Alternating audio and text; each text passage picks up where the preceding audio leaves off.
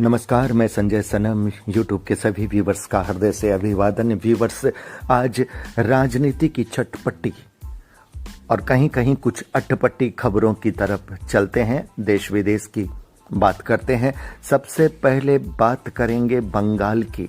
जी हाँ, बंगाल में तृणमूल कांग्रेस में हड़कंप मच गया है, क्योंकि तृणमूल कांग्रेस के कद्दावर नेता शुभेंदु अधिकारी ने अपने सभी सरकारी पदों से त्याग पत्र दे दिया है।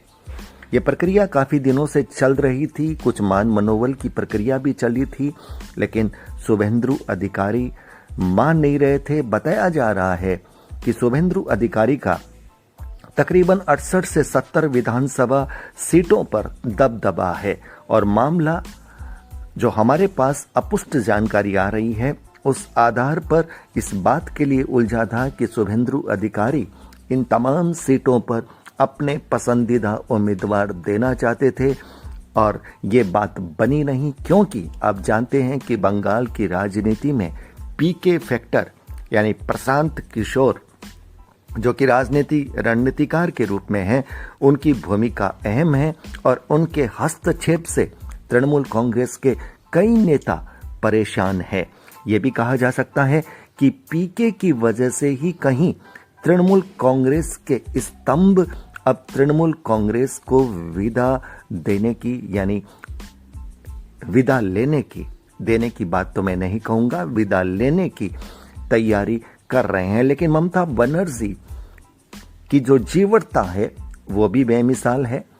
अंदर की तकलीफ, अंदर की कमजोरी को ममता अभी प्रकाश में नहीं ला रही है। ममता अपना हौसला दिखा रही है, पार्टी के जो नेता हैं उनसे बैठक करके और सबको जनता का समर्थन लेने के लिए कह रही है। यद्यपि शुभेंदु अधिकारी ने अभी तृणमूल से इस्तीफा नहीं दिया है, लेकिन जिस तरह से वो एक एक स्टेप लेकर के चले हैं, उसे लगता है कि अगला स्टेप अब शुभेंदु अधिकारी का पार्टी को अलविदा करने का हो सकता है, या फिर ममता बनर्जी मुलाकात कर लें और उनकी सारी समस्याओं का समाधान कर लें, तो शायद वो पार्टी में रह सकते हैं। पर जिस तरह की मानसिक स्थिति शुभेंदु अधिकारी की बन गई है, उसे लगता नहीं है कि शुभेंदु अब तृणमूल के अंग बने रहेंगे। भारतीय जनता पार्टी में उनके जाने की जो संभावनाएं हैं वो बहुत प्रबल बन गई है। भारतीय जनता पार्टी के कद्दावर नेताओं ने शुभेंदु अधिकारी का वेलकम किया है। कांग्रेस के अधीर रंजन चौधरी ने भी शुभेंदु को न्योता दिया है, लेकिन कांग्रेस की तरफ शुभेंदु अधिकारी जाएंगे ये 1% भी नहीं लगता। लेकिन भारतीय जनता पार्टी में शुभेंदु अधिकारी की एंट्री हो सकती है और ये भारतीय जनता पार्टी के लिए बहुत बड़ी मजबूती बन जाएगी। 68 से 70 सीटें, आप ये समझिए कि तकरीबन आप ये समझिए कि 8 से 10 संसदीय क्षेत्र बहुत गहरा अर्थ रखते हैं बंगाल की राजनीति में। तृणमूल कांग्रेस के लिए निश्चित रूप से ये बड़ी चुनौती है, क्योंकि शुभेंदु अधिकारी के साथ फिर एक माहौल बनेगा और शुभेंदु अधिकारी के बहुत सारे समर्थक इसके साथ पार्टी को छोड़ सकते हैं। यानी पार्टी में कार्यकर्ताओं की एक बड़ी जमात, नेताओं की जमात और शुभेंदु अधिकारी के इस माहौल के साथ हो सकता है कि कुछ विधायक, कुछ सांसद, और इस माहौल का असर बंगाल की राजनीति में दूसरी पार्टी के कद्दावर नेताओं पर भी पड़ेगा। यानी वाम और कांग्रेस में भी टूट से इनकार नहीं किया जा सकता। यानी भारतीय जनता पार्टी अब अपनी प्रतिद्वंदी पार्टियों के जो खास चेहरे हैं उन पर निशाना ले रही है। अगर वो चेहरे भारतीय जनता पार्टी में आ जाते हैं तो भारतीय जनता पार्टी की राह आसान हो जाती है। लेकिन राजनीतिक तौर पर अगर विश्लेषण करें तो भारतीय जनता पार्टी के लिए भी यह रास्ता इतना आसान नहीं होगा, क्योंकि जब दूसरी पार्टियों के कद्दावर नेता, उनके समर्थक भारतीय जनता पार्टी में आ जाएंगे तो भारतीय जनता पार्टी के जो महत्वाकांक्षी नेता कार्यकर्ता हैं, जो अब तक संघर्ष करते रहे थे विधानसभा चुनाव में अपनी सीट पाने के लिए, अपना अधिकार पाने के लिए उनको कहीं ना कहीं हाथ धोना पड़ सकता है। तब लगता है कि भारतीय जनता पार्टी में भी आने वाले दिनों में जैसे ही टिकटों की घोषणा ये लोग करेंगे, तब असंतोष के स्वर बुलंद हो सकते हैं। कुल मिलाकर बंगाल की राजनीति में घमासान है और शुभेंदु अधिकारी के सारे सरकारी पद छोड़ने के बाद बंगाल की राजनीति में भूचाल सा आ गया है। और कहीं ना कहीं ये कहा जा रहा है कि ममता बनर्जी एक बार फिर गलती कर रही है, प्रशांत किशोर को उस टीम में शामिल करके, जो टीम शुभेंदु अधिकारी को मनाने के लिए की गई है। यानी प्रशांत किशोर जो कि रणनीतिकार हैं, वो कहीं ना कहीं अपनी सीमा का अतिक्रमण कर रहे हैं। वो राजनीतिक हस्तक्षेप कर रहे हैं जो तृणमूल के नेताओं को रास नहीं आ रहा, और कुछ नेताओं ने खुल्लम खुल्ला इस पर विरोध व्यक्त किया है। चलिए अब बंगाल की राजनीति से निकलते हैं, बिहार में चलते हैं। बिहार में तेजस्वी का वार और भड़के नीतीश कुमार। विधानसभा में दिखा नीतीश का एंग्री मैन अवतार। यानी कल नीतीश कुमार को जिस तरह से विधानसभा में एंग्री यंग मैन के रूप में गरजते हुए गुस्से में देखा गया, लोग कहते हैं कि नीतीश का ऐसा रूप कभी भी हमने नहीं देखा। बात यह थी कि विधानसभा के बाहर नीतीश कुमार के चुनाव प्रचार के दौरान, यानी विधानसभा चुनाव में नीतीश कुमार जब चुनाव प्रचार कर रहे थे तो उनका एक बयान था कुछ लोगों द्वारा 7-8 बच्चे पैदा करने वाले, बयान जो कि सीधा सीधा लालू जी पर जाता था।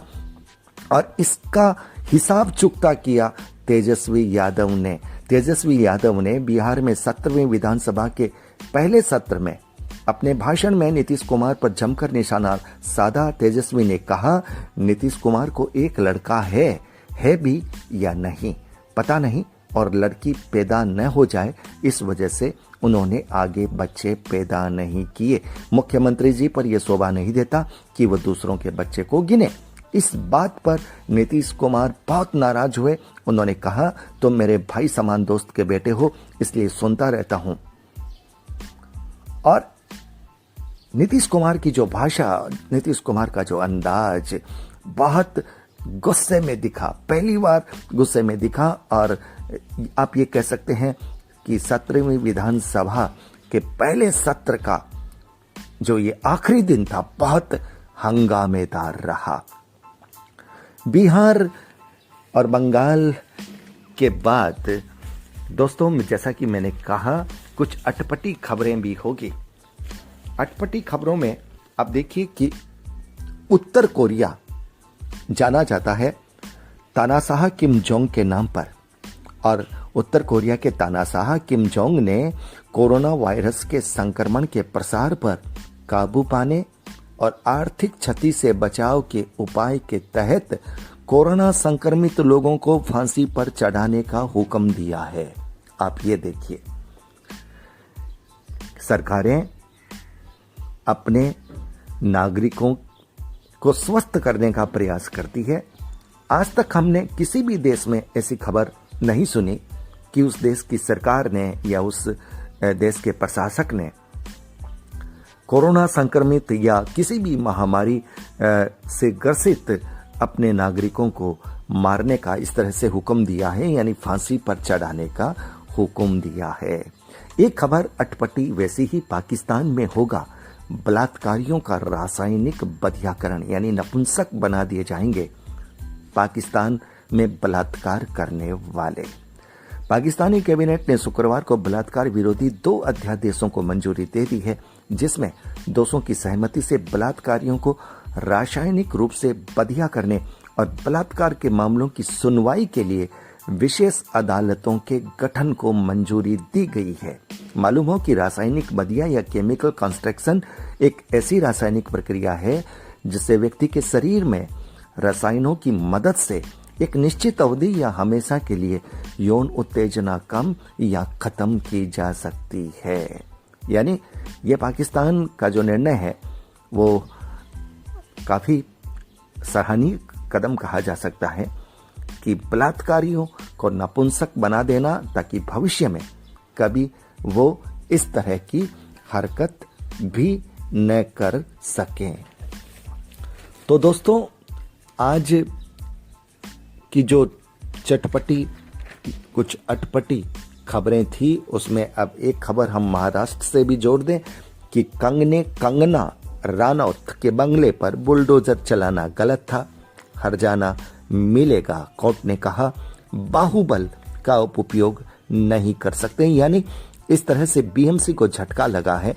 और अगर हम अप्रत्यक्ष रूप से देखें तो उद्धव सरकार को बहुत बड़ा झटका लगा है। समाचार पत्रों की खबर के मुताबिक न्यायमूर्ति एस.जे. काठवाला और न्यायमूर्ति आर.आई. चांगला की पीठ ने कहा कि बीएमसी का ये कदम द्वेषपूर्ण था, अभिनेत्री को नुकसान पहुंचाने के लिए किया गया था।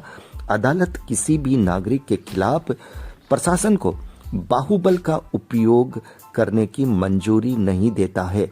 ये कार्रवाई अनाधिकृत थी और नागरिक निकाय के नागरिक अधिकारों के खिलाफ गलत इरादे से की थी और इसलिए हर्जाना देने का जो आदेश वो बॉम्बे उच्च न्यायालय ने दिया बताते हैं। इस तरह से अर्णव गोस्वामी मामले में भी उद्धव सरकार को तगड़ा झटका लगा है और कोर्ट ने सख्ती से कहा है कि कानून को सताने का औजार न बनाया जाए। आत्महत्या के लिए उकसाने के मामले में उच्चतम न्यायालय ने रिपब्लिक टीवी के प्रमुख संपादक अर्णव गोस्वामी को बड़ी राहत व महाराष्ट्र की उद्धव सरकार को तगड़ा झटका दे दिया है। न्यायालय ने अपने 55 पन्नों के फैसले में कहा कि अर्णव को मिली अंतरिम जमानत बॉम्बे उच्च न्यायालय में उनकी लंबित याचिका के निपटारे तक जारी रहेगी। यदि उच्च न्यायालय का फैसला अर्णव के विरुद्ध होता है तो भी उस फैसले के दिन से यानी 4 सप्ताह की अवधि तक उन्हें अंतरिम जमानत का संरक्षण जारी रहेगा। अर्णव को बहुत बड़ी राहत मिली है। अगर उच्च न्यायालय का फैसला अर्णव के विरोध भी हो तब भी उन्हें तकरीबन 28 दिन का समय मिला है। वो अपनी आगे की अपील, आगे की कानूनी कार्रवाई कर सकते हैं। कोर्ट ने महाराष्ट्र पुलिस को कड़ी फटकार लगाते हुए कहा कि कानून को किसी भी नागरिक को सताने का औजार न बनाया जाए। तो दोस्तों, बहुत संक्षेप में कुछ खबरें हमने देश विदेश की आप तक पहुंचाई, जो कि आज के समाचार पत्रों की आप ये कह सकते हैं महत्वपूर्ण हेडिंग थी। कुछ चटपटी थी, कुछ अटपटी थी। वीडियो को लाइक कीजिएगा, शेयर कीजिएगा। चैनल पर अगर नए आए हैं तो सब्सक्राइब करना मत भूलिएगा। आप हमारे डिजिटल फर्स्ट न्यूज़ को ज्वाइन भी कर सकते हैं। बहुत बहुत आभार। नमस्कार।